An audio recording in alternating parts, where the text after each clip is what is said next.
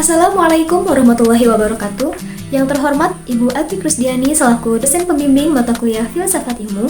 Perkenalkan, nama saya Nurul Silva dari Fakultas Keguruan dan Ilmu Pendidikan, Program Studi PGSD UPBJJ UT Bandung dengan NIM 8603079997. Halo teman-teman, pada kesempatan kali ini saya akan membahas tentang pilar-pilar pendidikan dan relevansinya di era digital. Di zaman sekarang ini, teknologi berkembang sangat cepat. Hampir semua aktivitas berkaitan dengan era digital, mulai dari komunikasi, pekerjaan, sampai pendidikan. Proses belajar yang dulunya hanya dilakukan di dalam kelas, sekarang bisa dilakukan secara daring melalui handphone atau laptop. Namun, di tengah perkembangan tersebut, pendidikan tetap membutuhkan dasar atau pedoman yang kuat agar tujuan pendidikan tidak hilang. Maka dari itu, pilar-pilar pendidikan menjadi sangat penting untuk menjaga arah pendidikan agar tidak hanya berfokus pada kecerdasan akademik saja, tetapi juga pada pembentukan karakter dan moral peserta didik. Lalu, apa makna pilar dalam konteks pendidikan? Secara umum, kata pilar berarti tiang penyangga atau dasar yang membuat suatu bangunan menjadi tetap kokoh. Dalam konteks pendidikan, kata pilar dapat dimaknai sebagai dasar utama yang menopang sistem pendidikan agar berjalan dengan baik dan terarah.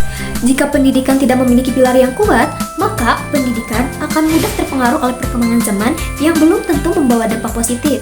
Oleh karena itu, pendidikan harus memiliki nilai dan prinsip yang kuat untuk menjadi landasan dalam proses pembelajaran. Salah satu tokoh pendidikan Indonesia yang memiliki prinsip pendidikan yang sangat terkenal adalah Ki Hajar Dewantara. Ki Hajar Dewantara dikenal sebagai Bapak Pendidikan Indonesia. Beliau memiliki 3 prinsip pendidikan yang sampai sekarang masih sangat relevan, yaitu yang pertama ada Ingarso Sungtudo, yang berarti di depan memberi teladan. Ini berarti sebagai seorang guru, kita harus memberikan contoh yang baik bagi siswa, baik dalam sikap, perilaku, kedisiplinan, maupun cara berinteraksi dengan orang lain. Di era digital saat ini, kita harus mampu memberikan contoh yang baik dalam penggunaan teknologi, seperti menggunakan media sosial dengan bijak, menghargai pendapat orang lain, dan menggunakan internet untuk hal-hal yang positif.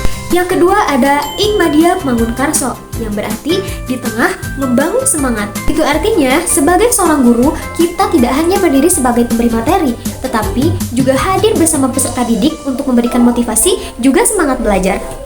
Apalagi saat pembelajaran daring, banyak siswa yang merasa bosan dan tidak fokus, bahkan kehilangan semangat belajar. Oleh karena itu, sebagai seorang guru, kita perlu menciptakan pembelajaran yang menarik, interaktif, dan kreatif agar siswa tetap aktif dan termotivasi untuk belajar. Yang ketiga ada Tuturi Handayani, yang berarti dari belakang memberi dorongan. Prinsip ini mengajarkan bahwa sebagai seorang guru, kita harus memberi dukungan dan kepercayaan kepada peserta didik agar mereka mampu berkembang secara mandiri. Di era digital ini, tidak semua peserta didik memiliki akses informasi yang sangat luas. Oleh karena itu, sebagai seorang guru, kita harus mendampingi dan mengarahkan peserta didik agar mampu memilih informasi yang benar serta menggunakan teknologi untuk mengembangkan potensi diri. Lalu bagaimana relevansi dan tantangannya di era digital? Prinsip pendidikan Ki Hajar Dewantara masih sangat relevan di era digital saat ini. Teknologi memang memberikan banyak manfaat dalam dunia pendidikan, seperti memudahkan akses informasi, pembelajaran online, serta penggunaan media pembelajaran yang menarik. Namun, di balik manfaat tersebut juga terdapat tantangan. Salah satu tantangannya adalah literasi digital. Tidak semua siswa mampu menggunakan media sosial dengan bijak. Banyak siswa yang menggunakan gadget untuk bermain game, scrolling TikTok, bahkan hiburan lainnya dibandingkan belajar. Selain itu, pembelajaran daring juga membuat interaksi antara guru dan siswa menjadi berkurang. Akibatnya, pembentukan karakter peserta didik menjadi lebih sulit untuk dilakukan. Tantangan lainnya adalah maraknya penyebaran informasi palsu, cyberbullying, dan pengaruh negatif media sosial lainnya yang dapat mempengaruhi perilaku peserta didik. Guru harus menanamkan nilai disiplin, tanggung jawab, sopan santun, serta kemampuan berpikir kritis agar peserta didik tidak mudah terpengaruh oleh hal-hal negatif di dunia digital. Bagaimana refleksi terhadap pendidikan nasional saat ini?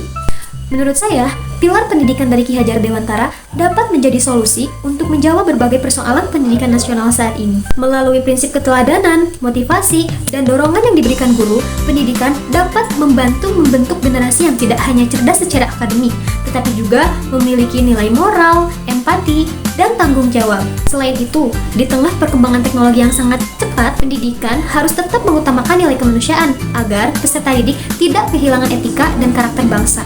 Dengan menerapkan pilar-pilar pendidikan secara seimbang, teknologi dapat menjadi alat untuk mendukung kemajuan pendidikan, bukan justru menjadi ancaman bagi perkembangan peserta didik.